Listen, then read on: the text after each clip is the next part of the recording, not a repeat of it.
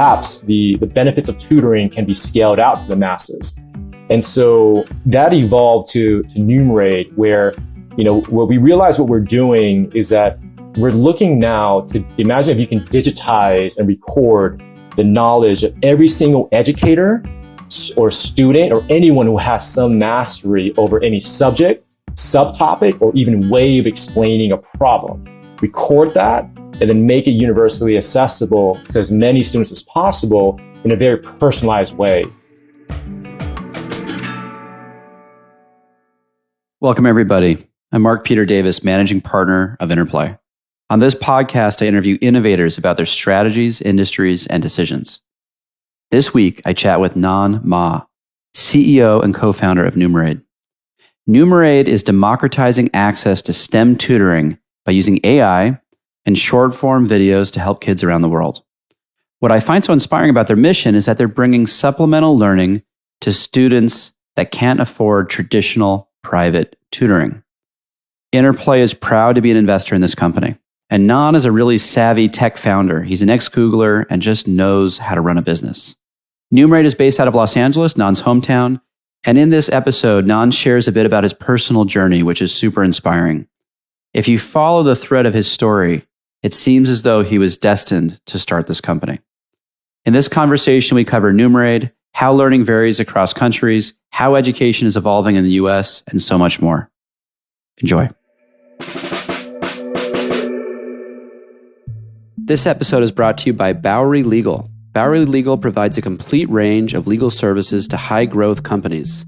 They do everything from formation, employment, partnership agreements, stock grants, corporate matters, and venture capital and debt financings. If you're interested in learning more, visit bowerylegal.com. Welcome, Nhon. Hey, Mark. Thanks for having me. Thanks for being on today. Appreciate it. Of course. So let's start off. Do you mind giving just a quick overview of your background?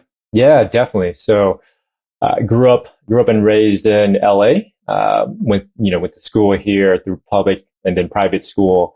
Was fortunate to go into private school here in LA. Then ultimately went out to the East Coast. And went to Columbia for 4 years there, majoring in economics and psychology. Shortly after that, did the whole 2-year stint in finance.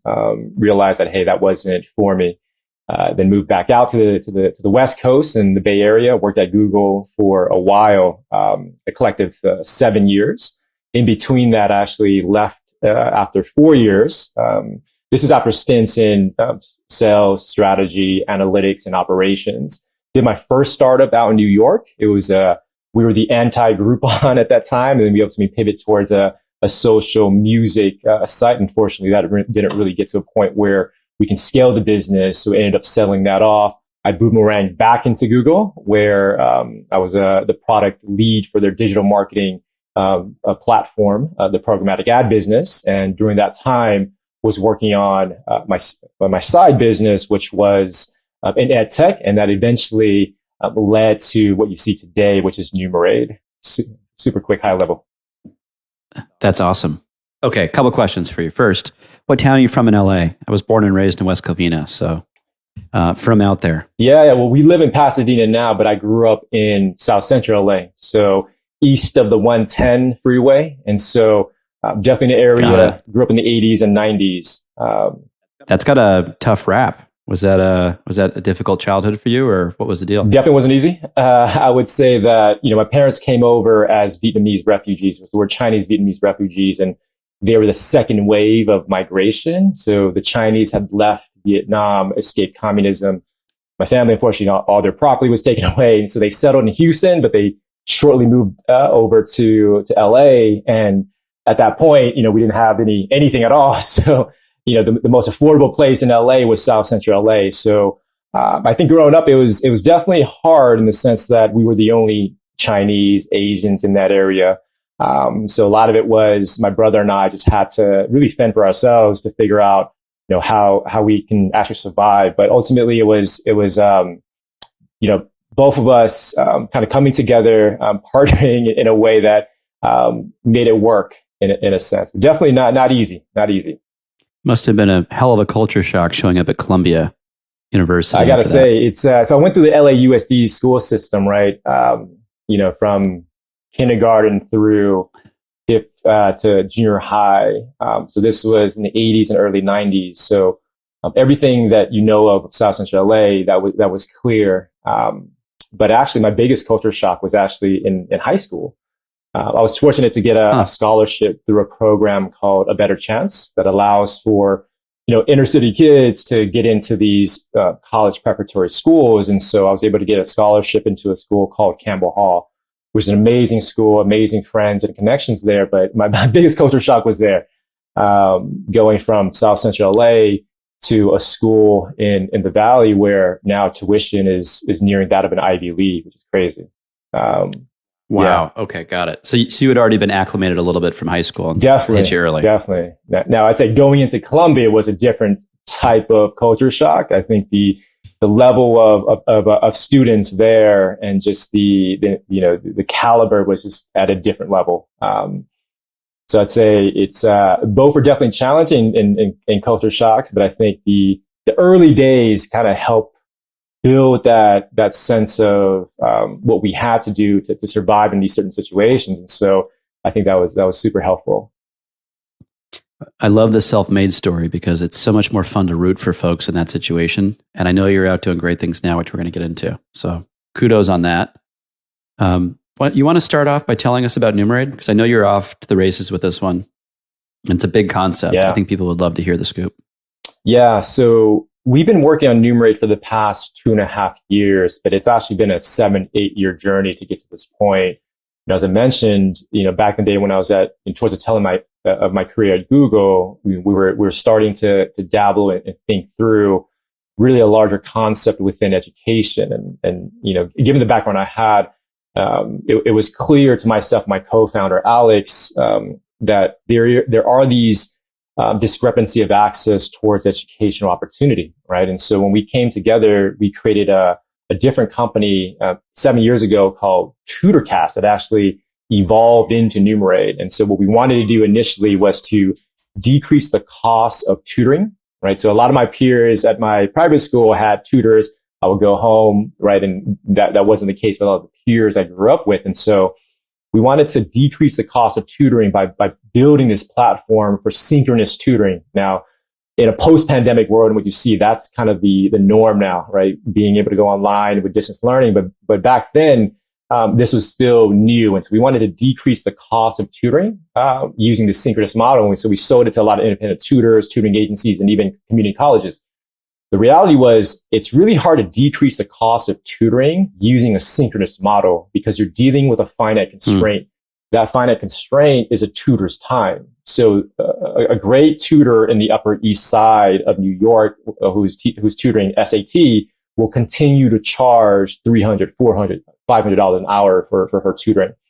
So there had to be a different model. And what we realized was that using a short form video approach can actually work because when we looked at TutorCast, one of the uniqueness of TutorCast was that you can actually record all the sessions. And so an interesting behavior emerged. Students were going back into their replays to review the content over and over again.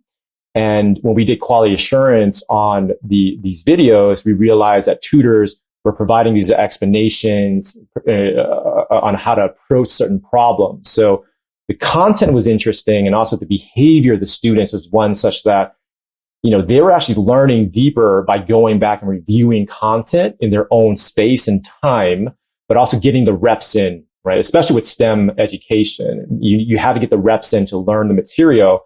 And so that was a big light bulb moment for us. We realized, what if we can take that content and scale it out to the masses, and perhaps the benefits of tutoring can be scaled out to the masses. And so that evolved to Numerade, where, what we realized what we're doing is that we're looking now to imagine if you can digitize and record the knowledge of every single educator or student or anyone who has some mastery over any subject, subtopic, or even way of explaining a problem. Record that and then make it universally accessible to as many students as possible in a very personalized way. And so Numerade has that foundation of what we're trying to do.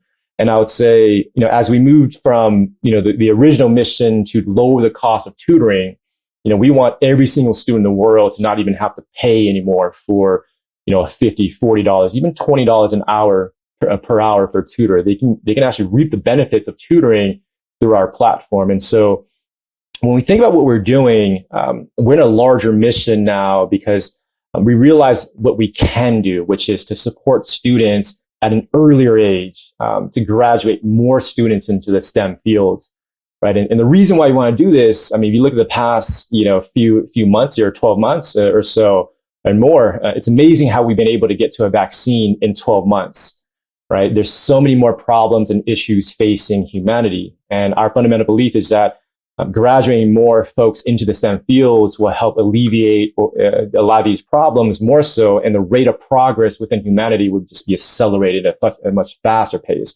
And so we want to start young with middle school students for now, where the student who is in South Central LA or East LA who doesn't have access to a tutor is able to get the support they need to understand pre-algebra, geometry, trigonometry, and continue to get the support they need, because we know within this period, oftentimes, if you don't get the support you need, you fall off the STEM track.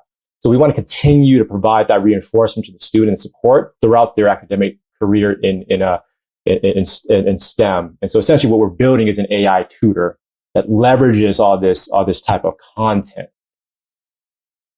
So that mission, obviously, the broader mission, as you know, resonates with us. What we're trying to do, what we hope to do, is play a role in helping to accelerate innovation as well. I think it's probably a mission that a lot of people in the entrepreneurial ecosystem share.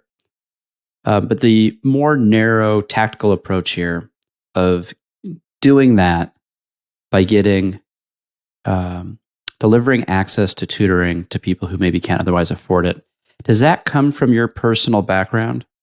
The experiences you were telling? It sounds like it evolved the way you tell it out of the work you were doing at Google and what you saw and what you learned. But we just went down that rabbit hole in your story a minute ago. When you put those two things together, they do seem to fit pretty well.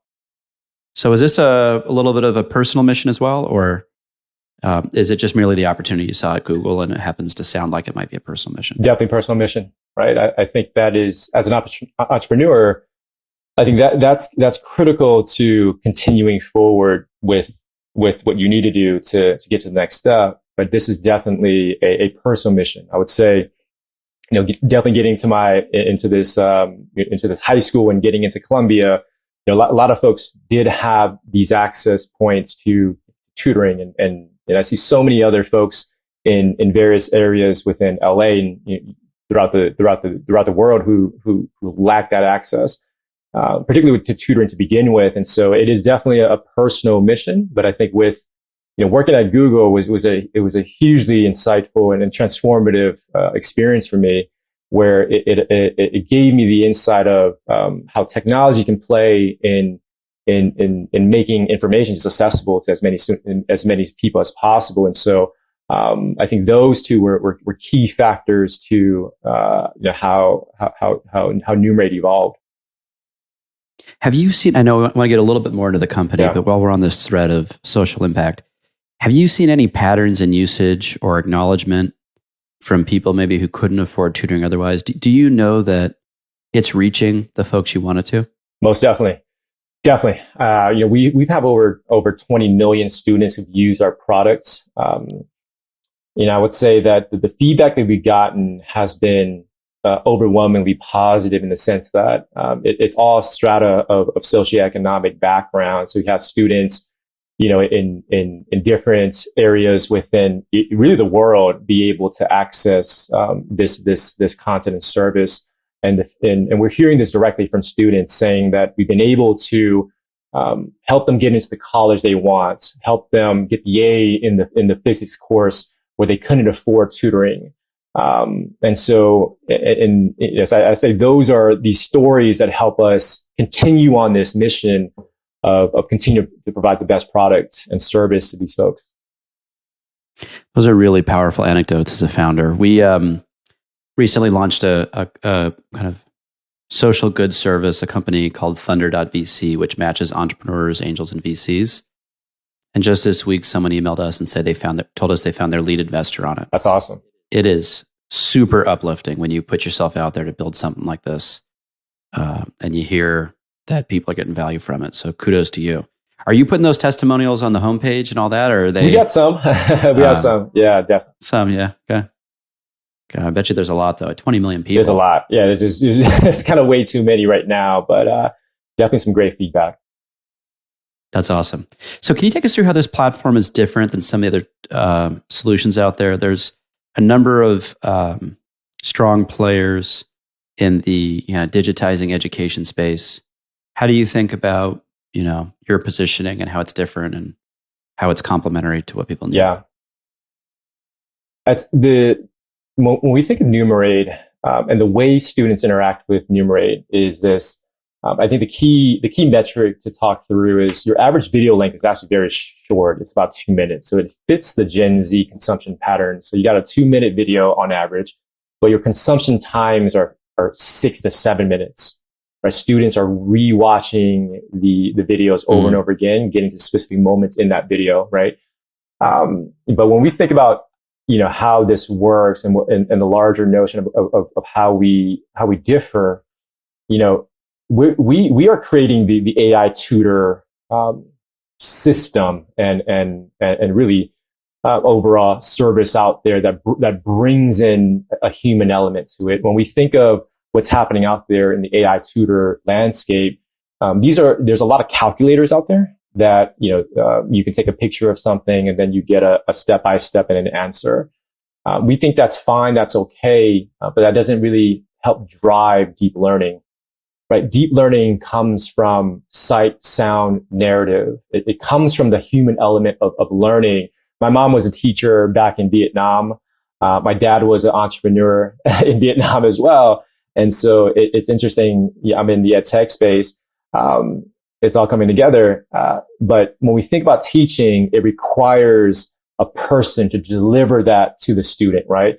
My son goes to the mathnasium, right? And there's a specific way the teacher there teaches how to add and solve, right? And so it's hard to capture that right now from a strictly, kind of a calculator type of approach. And so our biggest differentiator is the fact that we tap into humans to then articulate how to solve particular problems and shine a light on the concepts, right? So we have over 1.5 million videos, right? Wow. That's looking to expand in a really big way. And so starting with video is really the biggest differentiator. And so as a student, they'll come to us through an inquiry, right? And so oftentimes you'll see students, they have questions. They'll always have questions in STEM. When I was, taking my calc course, chemistry, physics, you always had questions. And so it's really hard for a student in a classroom environment to raise their hand, right? You don't want to look stupid. And so oftentimes they would go online to find resources. And every single time they do that, that's a potential inquiry that tells us that students, they still need help with certain items. And so, they'll come to us, they'll see other competitors, but when they see us, they're greeted by an actual educator that has provided this custom video that allows them to deeply understand how to approach the problem. And so as a student goes onto the site, so back in Google, I was the product lead for the digital marketing, platform there, the programmatic ads business. And one of the key technologies there, and it's going to be no longer the case soon in the cookieless world, was the concept of the cookie, where everywhere you go on the internet, the cookie is your profile of your behavior, and you get targeted ads based on that, right? And so, for us, we leverage the student profile in a very similar context. So instead of pushing consumerism of stuff that folks may not need, we're building out a student profile, which is a detailed accounting of what a student is learning, where their gaps are in their knowledge as inferred by their watch history. Right? So essentially, we are building the TikTok for education. So whenever a student comes to the site, as they go onto other sites, we know the next sequence of kind of problems, concepts, and we're looking to identify gaps in their knowledge as well based on their watch history, right? To then go back to say, okay, this piece within geometry you're not clear on, so let's go back to that, right? So the platform actually has over 1.5-ish million videos that we call practical videos, which are video tutorials of specific problems, right? And then we have 17 courses of actual STEM content, right? So we have this huge educator base of over 35,000 educators.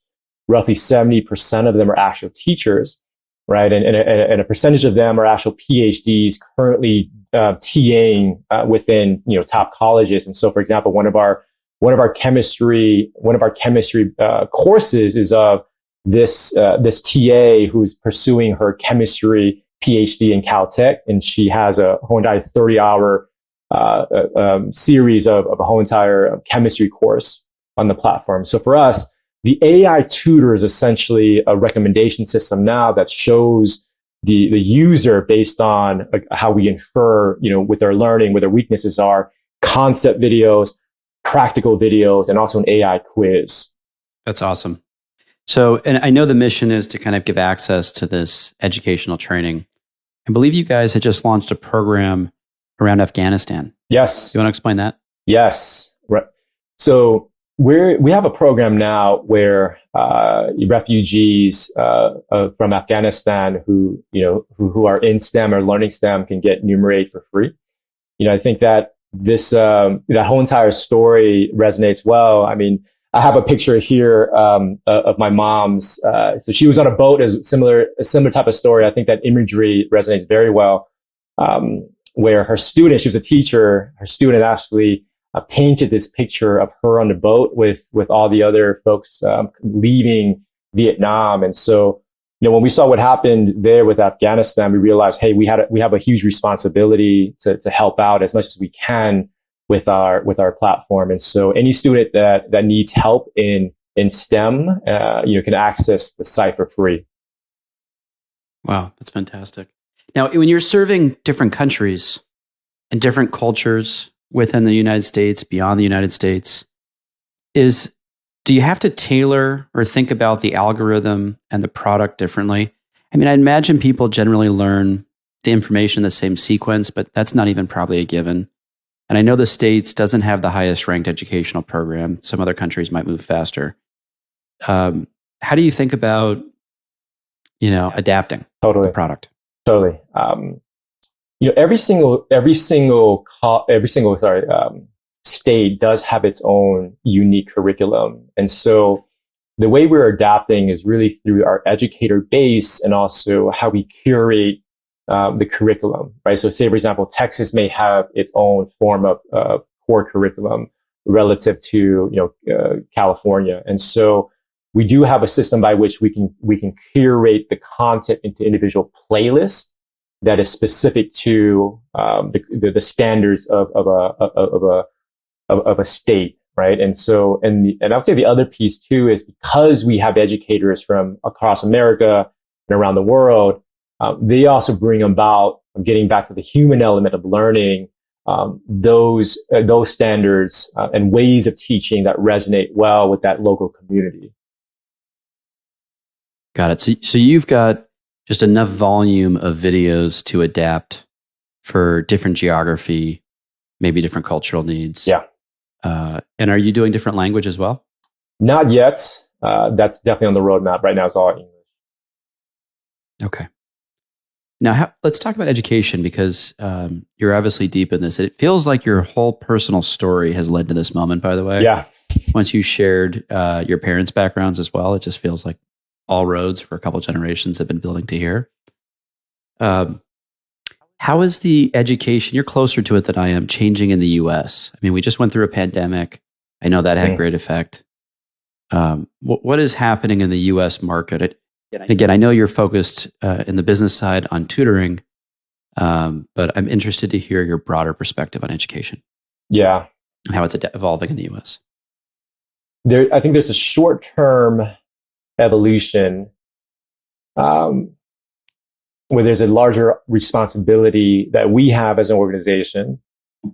But I think there's also a mid and longer term impact of COVID. I mean, clearly the adoption is the biggest one, right? So you have less of, what COVID has provided, especially for parents, is a window into what is happening in the class.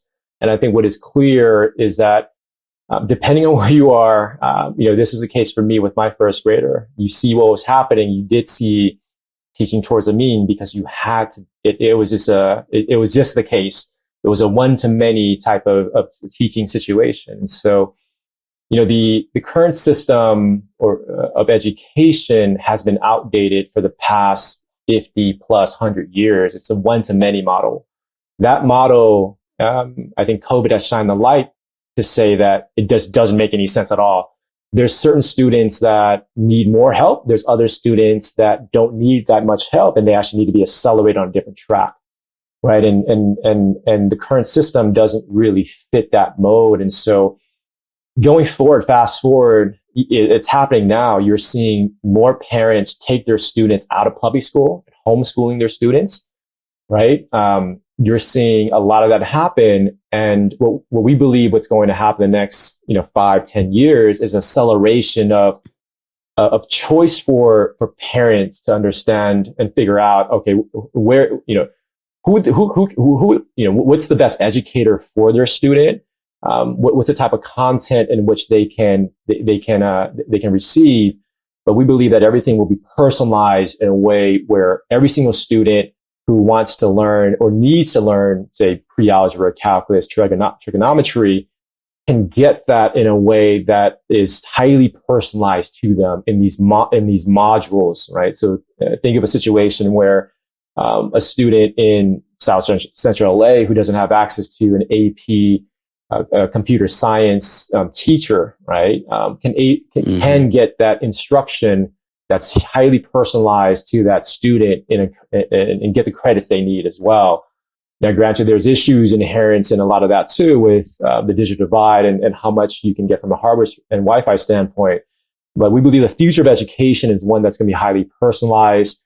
Content will still be king, but it's really the best content. Being able to tap into the minds and knowledge of the best educators, but also the best students, right? That actually have some insight into trigonometry. Capture that in a way that resonates with the student to continue that learning process over and over again is what we see the future to be. That's interesting. So if you went internationally, how does that change your business, right? You're based in LA, your content's in English, obviously the language has to change. What else happens that's different for I'm asking this less for you and more as a case study for entrepreneurs listening who are considering an international play. Yeah. What do you need to do to be successful going abroad? Yeah. I think what's very important, and this kind of gets back to what's needed to be successful to even begin with. I think it's team. I think having a localized presence is very critical. Why? Why do you need local people? There is these cultural nuances that is hard to understand if you're not there, right? So taking the case of China, there's clearly going to be a lot of regulation. There's different curriculums. There's probably different go-to-market strategies too, right? In Europe, Southeast Asia, very similar, right? The type of things that students will be learning, different systems are going to be very different. And so having that localized presence is key. But what's even more key is finding, there's this interesting concept that Kiefer Boy, who's a big investor, talks about a lot, which is the concept of barrels versus ammunition. You want to hire barrels in who are these 10Xers, those in which you bring on board who can be leaders, who can drive market expansion into these different areas. And so I think key is you have to find great people who can be leaders in these regions and take it to the next level, and think through all those cultural nuances. That's critical. Okay.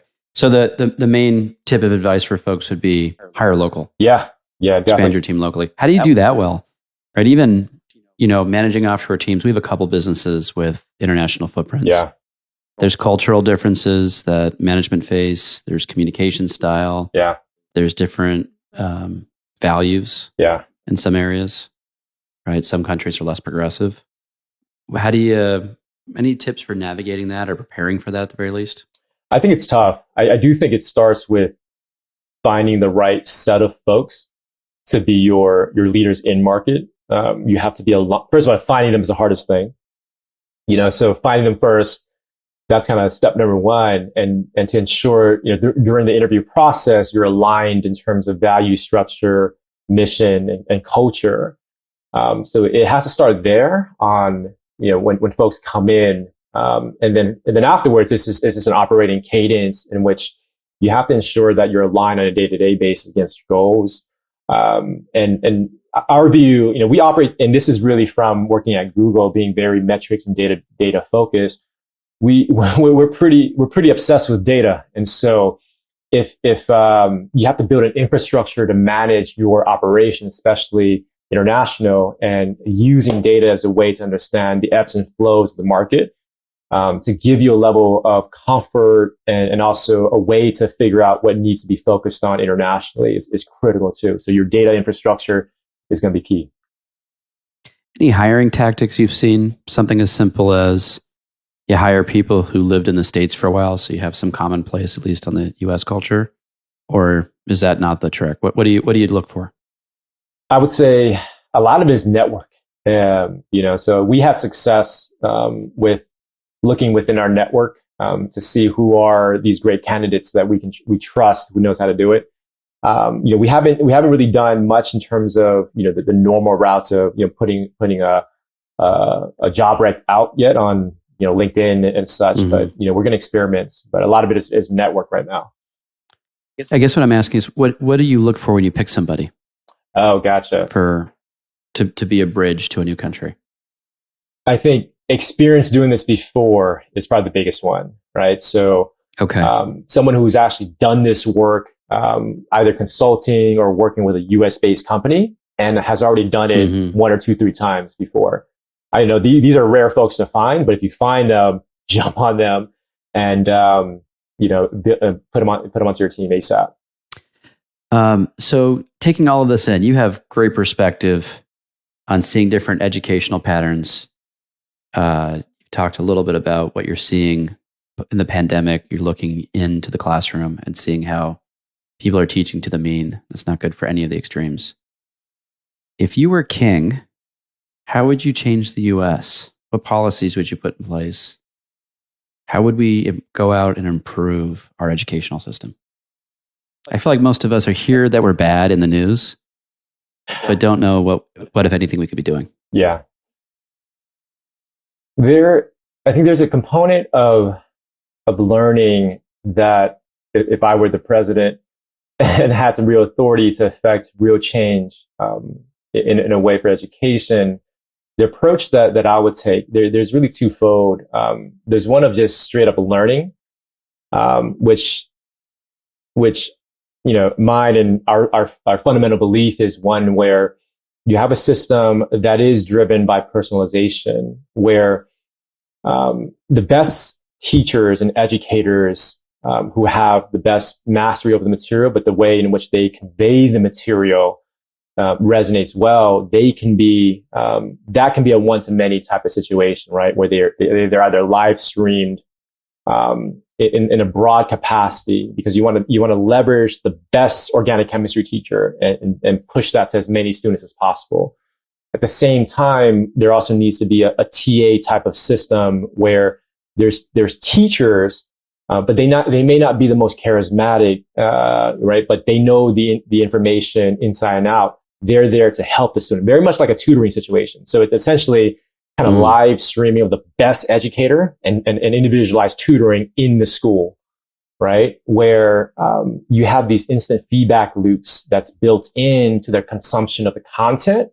And the TA has inputs by which the TA can then say, all right, let me assess this from a student by student basis, right? So you have this notion of let's scale out the best teachers to as many students as possible so that you don't have kind of this unequal distribution of best teachers reside in certain schools, right?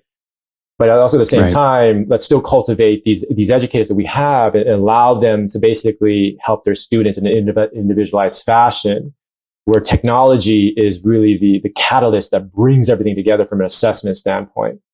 That's how we're Didn't Khan Academy try to do this at a certain level? I remember seeing a 60 Minutes where they flipped the structure of the classroom, where the students watched the curriculum on the screen, and the teacher acted like a tutor to more or less Yeah. to kind of round out knowledge gaps, answer Totally. questions. Has that worked? Is that the better model, or That is a better model, and Khan Academy really paved the way towards really the future how flipped learning should be, right? The reality is you need a model where you can find the best teachers, and the best teachers should be, there should be a constant flow of them that then scales out to as many students as possible. But that is the right model. Now, you said if you were president, but I asked if you were king, you would have a twofold strategy. So that was fold one. What's the second piece of it? There's another element of kind of the social impact as well. Meaning, you go to school and you go to, I do believe like school does still have a place. Like, I'm a parent, I'm not a babysitter. And right now school is essentially babysitting, right? To a certain extent. And so parents want their kids in school, largely because, that piece there of the parents have stuff to do every single day. But there's also the social elements of school that is good.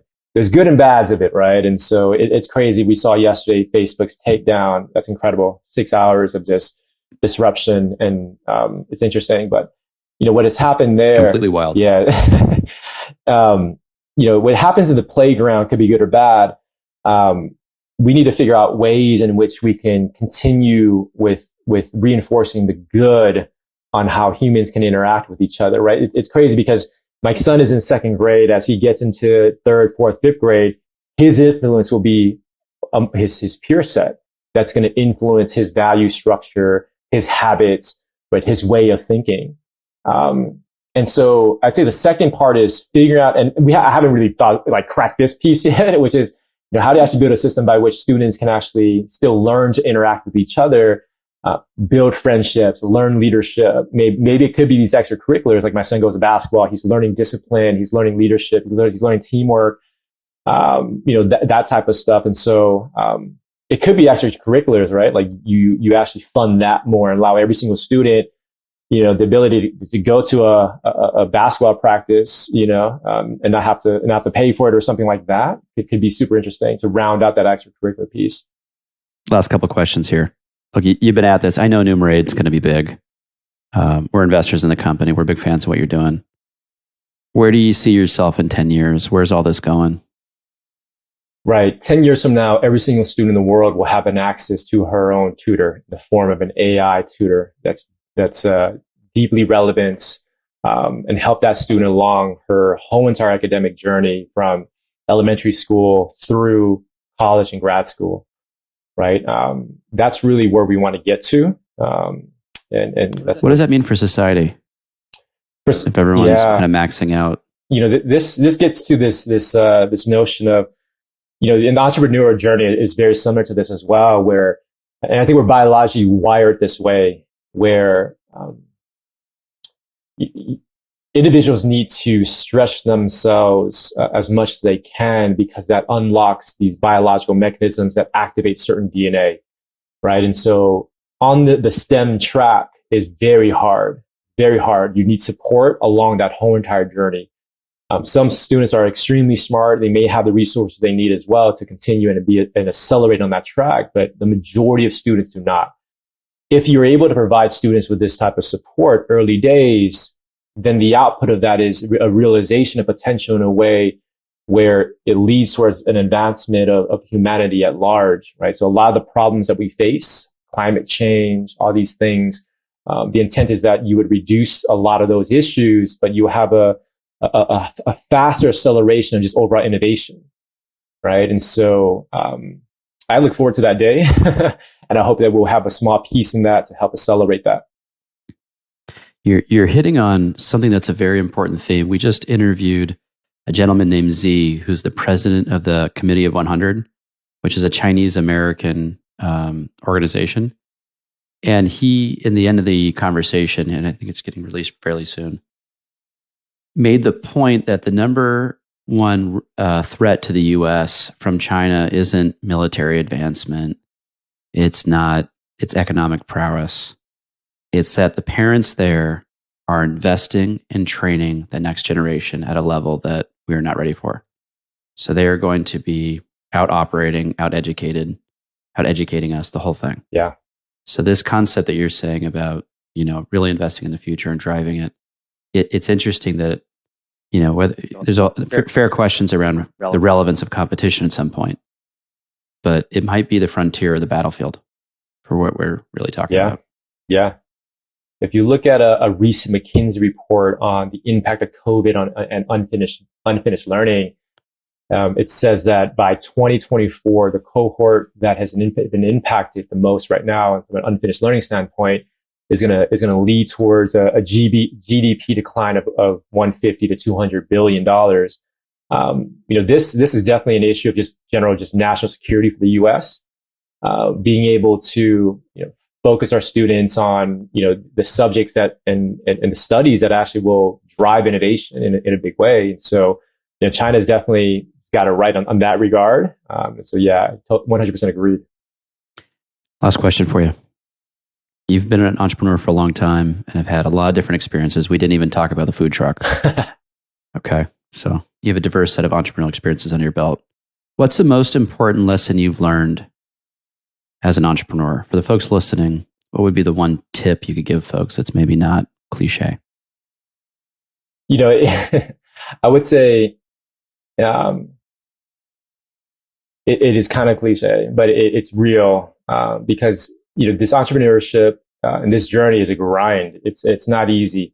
There's days in which you want to continue to do this. There's days in which you question yourself, but it all lines back to getting a solid purpose and why you're doing it, right? Because that's really the pull. You don't want to push it. You want something to pull you forward, and having really that strong why and that purpose is how you can, as an entrepreneur, get yourself to do these hard things. And as you do that, you realize that growth happens, for your company, but then also yourself. Getting back to stretching yourself. Biologically, we're wired to look for, not look for, but when discomfort happens, we actually grow as a result of that, right? Different DNA gets activated. And so the process of being an entrepreneur is a hard one, but what pulls you is that purpose. So that's key. I think having a firm understanding of why you're getting into it is critical, because it's definitely a hard journey, hard grind. It continues to be so. Every single day is a challenge. And you have to be uncomfortable. You have to be comfortable with this type of discomfort on a day-to-day basis. And purpose is the only way that pulls you there. Well, your purpose is clear. Your background makes it very obvious. And your mission is very inspiring. Thank you for doing what you're doing. Thanks for being on today. Thank you, Mark. And by the way, hey, thanks to you too. If it wasn't because of you, Numerade would actually never happen. Right. So we were part of the Columbia venture community, and I met Alex, my co-founder, through that network. So much love. That's awesome. That's awesome. That's like what you said. You get those testimonials where you're like, wow, what I was doing had an impact. Thank you. It's very cool. Hey, Nhon, awesome. Very inspiring. Keep it up. We all need you. Do this. Thanks, Mark. Appreciate it. I love chatting with entrepreneurs who are working on such inspiring missions. Thank you, Nhon, for taking time to be on the show. This is where I ask you to help out the podcast. If you don't mind, give us a like, a 5-star review, tell your friends. Hope everyone's doing well. Thank you.